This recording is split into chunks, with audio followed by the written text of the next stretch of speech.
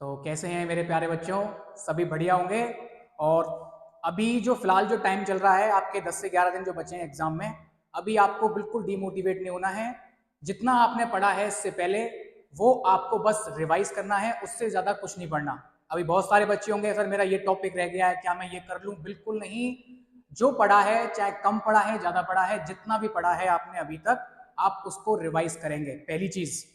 दूसरी चीज, बहुत से बच्चे होते हैं जिनको शॉर्टकट मेथड पता नहीं होता। बहुत सारे क्वेश्चन ऐसे आते हैं जेईई मेंस एग्जाम में कि अगर वो शॉर्टकट मेथड की थ्योरी पता है, स्पेशल टेक्निक पता है, तो क्वेश्चन बहुत जल्दी किया जा सकता है कंपैरिजन टू अदर स्टूडेंट्स।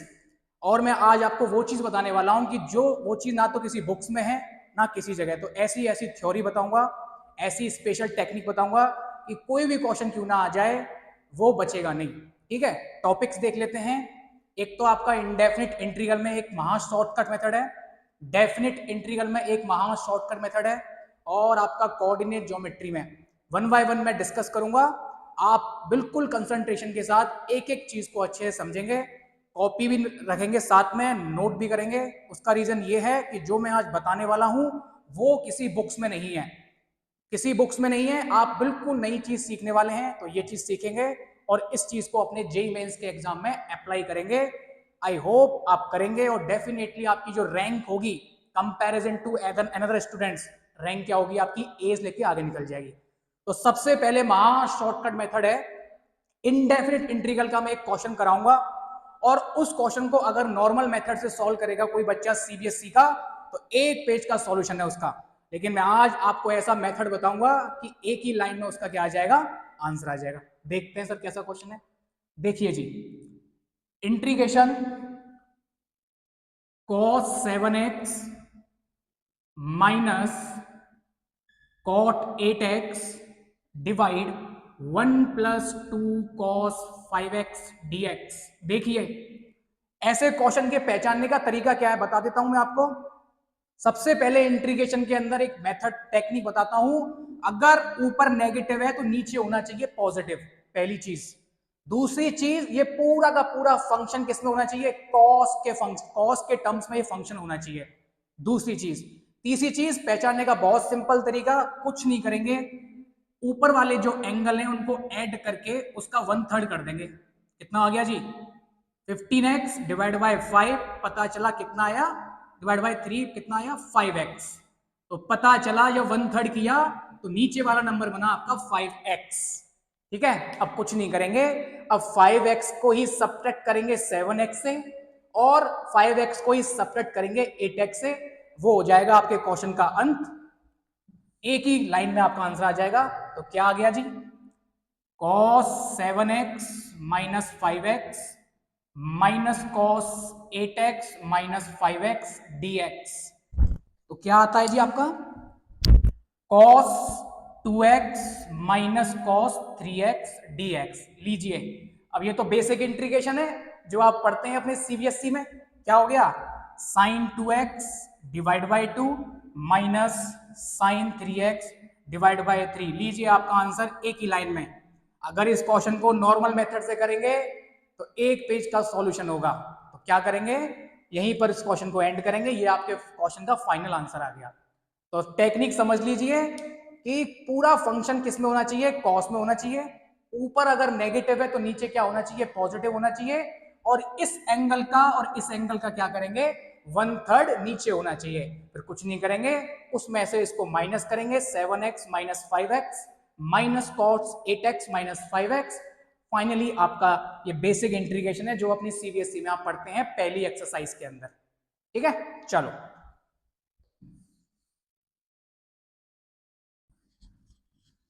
अगला इंटीग्रेशन बच्चों को बहुत दिक्कत करता है।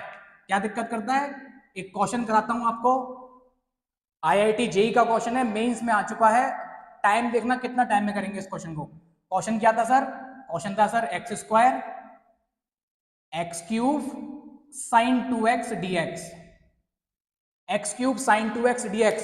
एक नॉर्मल बच्चा होगा उस क्वेश्चन को सॉल्व करेगा 20 टू 30 मिनट्स के अंदर। उसका रीजन क्या है, 3 बार इंटीग्रेशन करेगा वो। क्या करेगा, 3 बार इंटीग्रेशन करेगा।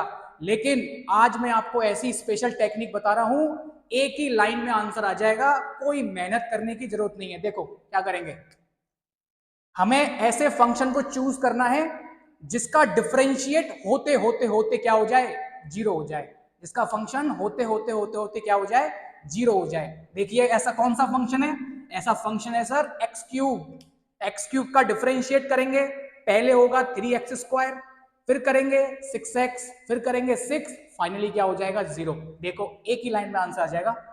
फंक्शन 1 एक्स क्यूब, सेकेंड वाले का करते हैं इंटीग्रेशन, क्या होगा जी, cos 2x divide by 2। Question से हमें कोई मतलब नहीं है, कोई मतलब नहीं है क्वेश्चन से, इसी को देखते जाएंगे और करते जाएंगे। और साइन कैसा आएगा, अल्टरनेट। अभी साइन पॉजिटिव था, अब आएगा नेगेटिव माइनस। इसका differentiate 3x², cos 2x by 2 का इंटीग्रेट, फिर आ जाएगा कितना, sin 2x बाई 4, है ना। फिर क्या होगा, साइन माइनस का साइन आएगा जी, 6x क्या हो गया जी, cos 2x बाई 8। फिर डिफरेंशिएट करेंगे, क्या आएगा, प्लस का साइन आएगा, 6 cos sin 2x divide by 16। आगे नहीं करेंगे, आगे करेंगे तो 6 का हो जाएगा 0। तो ये आपके क्वेश्चन का हुआ अंत, इसमें आगे आप कुछ भी नहीं करेंगे, तो एक ही लाइन में आपका आंसर आ गया। तो इसे कहते हैं इंट्रीगेशन, सक्सेसिव इंट्रीगेशन मेथड। कैसा मेथड, सक्सेसिव इंट्रीगेशन। कि इंट्रीगेशन और डिफरेंशिएशन क्या होता जाए, साइमल्टेनियसली होता जाए बिना रुके। और ऐसा फंक्शन चूज करेंगे जिसका डिफरेंशिएट होते होते होते होते क्या हो जाए, जीरो हो जाए। ये बहुत अच्छा टेक्निक है। अगर इस क्वेश्चन को अगर इंटीग्रल बाय पार्ट से करने जाओगे तो 5 से 10 मिनट लेगा, और इतना टाइम हमारे पास मेंस में होता ही नहीं है। तो महा शॉर्टकट मेथड याद रखेंगे, सक्सेसिव इंटीग्रेशन मेथड। ओके चलो,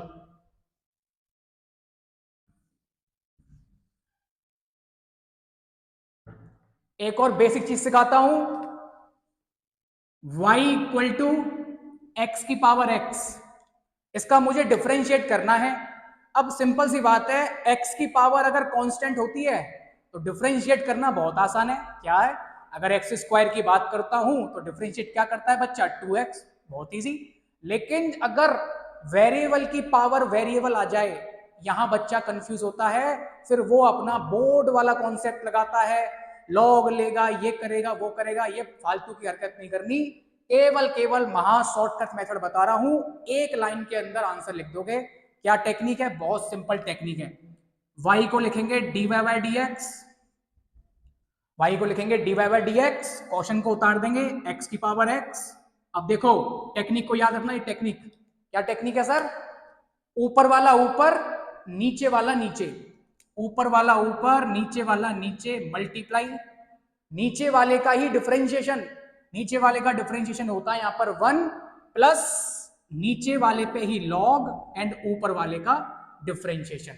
ये मेथड याद रखो, दुनिया का कोई सा भी क्वेश्चन हो बचेगा नहीं आपका। जब वेरिएबल की पावर वेरिएबल होती है तो बहुत लॉन्ग हो जाता है डिफरेंशिएशन करना।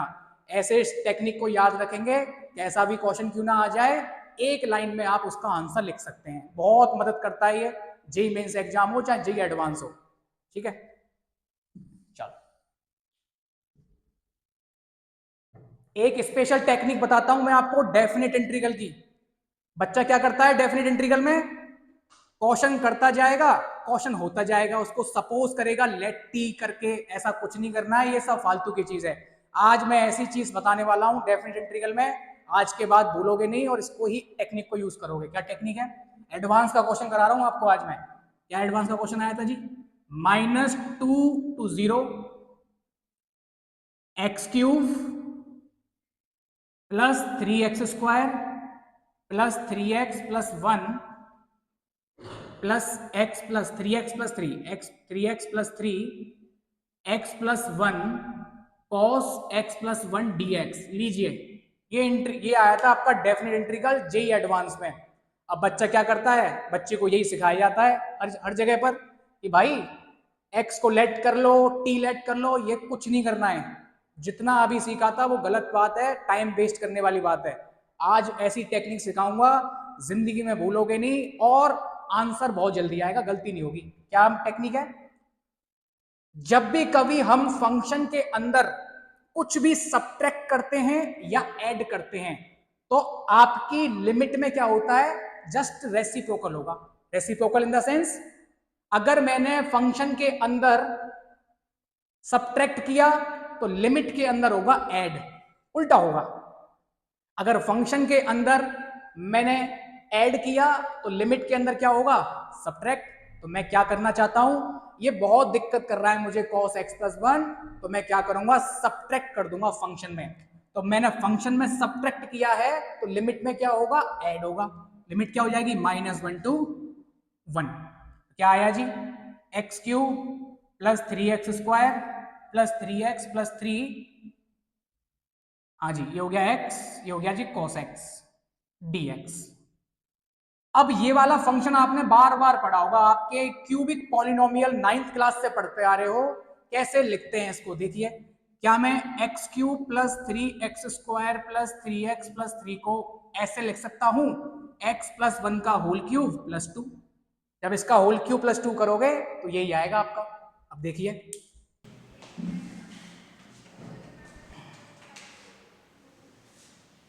देखिए -1 to 1 x प्लस 1 का whole cube plus 2 plus x cos x dx।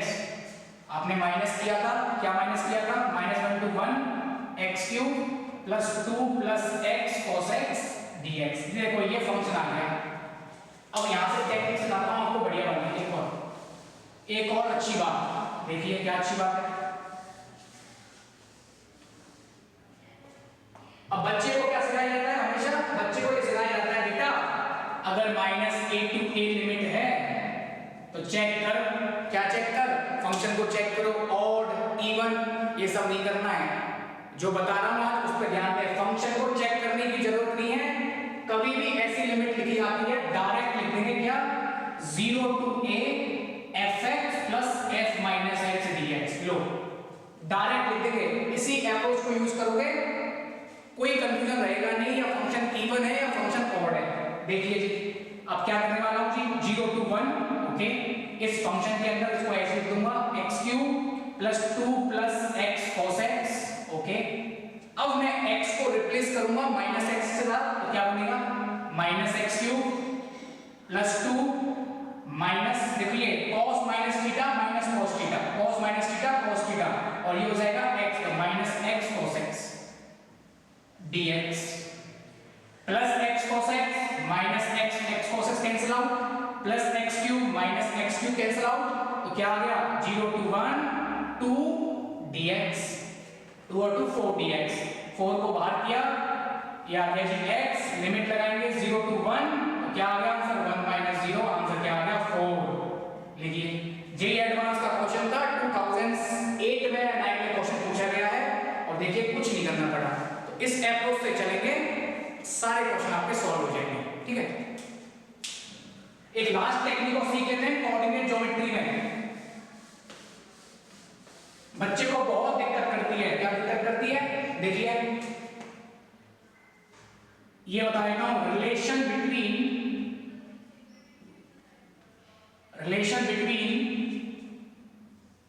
ऑर्थोसेंटर, nine centre, centroid, circumcentre. लीजिए, आज के बाद कभी दिक्कत नहीं आएगी कि इनके बीच में रिलेशन क्या होता है। बच्चा याद करता है इसका रिलेशन ये होता है, याद करता है, याद नहीं करना है। आज ऐसी टेक्निक सिखा दूंगा कि दिमाग में रहेगी हमेशा। इस रूल का नाम है ONGC। इसका मतलब क्या है सर, आपने इस कंपनी का नाम सुना होगा, PSU कंपनी है, ऑयल नेचुरल गैस कॉर्पोरेशन। तो उस कंपनी के नाम से इस मेथड को याद रखेंगे, oil natural gas corporation means orthocentre, nine centre, centroid, circumcentre, okay, कुछ नहीं करना है। अब देखिए, सेंट्रॉइड से पहले कितने नंबर हैं जी, 2 नंबर है सर। सेंट्रॉइड के राइट हैंड साइड में कितने नंबर है जी, 1 नंबर है। इसका मतलब आ गया कि सेंट्रॉइड को जो डिवाइड कर रहा है ऑर्थोसेंटर और तुम्हारा सर्कमसेंटर, किसमें डिवाइड कर रहा है, 2:1 में, ठीक है जी। और कैसे डिवाइड कर रहा है सर, ये इंटरनली, चलो जी, ये डिवाइड कर रहा है इंटरनली। अब पॉइंट निकालने में बच्चा क्या करता है, मेथड लगाता है, क्योंकि बचपन से सीखा है, स्कूल में वही सिखाते हैं और हर कोचिंग में वही सिखाया जाता है। x1 plus x2 plus x3/3 ये फालतू की चीज है, ये कुछ नहीं करना। आज ऐसी टेक्निक सिखाऊंगा कि बिना फॉर्मूला को लगाए हुए आप पॉइंट फाइंड कर सकते हैं। देखिए ऑर्थो सेंटर, सेंट्रॉइड और आपका ये हो गया सर्कम सेंटर। सपोज करो इसके पॉइंट है अल्फा बीटा, इसके पॉइंट है h, k, मुझे इसके पॉइंट फाइंड करने हैं। अब क्या करेगा नॉर्मल बच्चा, क्योंकि सिखाया हुआ जाता है हर जगह पर कि भाई x1 plus x2 plus x3/3 करो, 2:1 करो, सेक्शन फॉर्मूला लगाओ, ये सब नहीं करना है फालतू। आज ऐसी टेक्निक सिखा रहा हूं कि एक ही पॉइंट में आंसर आ जाएगा। पॉइंट क्या होगा देखिए, मुझे इसके पॉइंट निकालने हैं। अब मैं जानता हूं सेंट्रॉइड के नीचे क्या आता है, सर 3 आता है। तो सेंट्रॉइड के नीचे 3 आता है तो यहां पर क्या कर दीजिए मल्टीप्लाई 3 अल्फा। आइए h, k ये क्या है आपका सर्कम सेंटर। तो सर्कम सेंटर की थ्योरी क्या कहती है, point of intersection perpendicular side bisector. Point of intersection perpendicular by side bisector, इसका मतलब है यहां पे 2h आएगा तो माइनस कर देंगे 3 अल्फा माइनस 2h, पहला पॉइंट आ गया। सिमिलरली बीटा को करेंगे 3 का डिवाइड तो 3 का करना पड़ेगा मल्टीप्लाई 3 बीटा, और लास्ट में नंबर है k तो -2k। लीजिए ये आ गया आपके पॉइंट। कोई फॉर्मूला नहीं लगाना, कुछ मेहनत नहीं करनी है, इस टेक्निक को यूज करके पॉइंट फाइंड कर सकते हैं।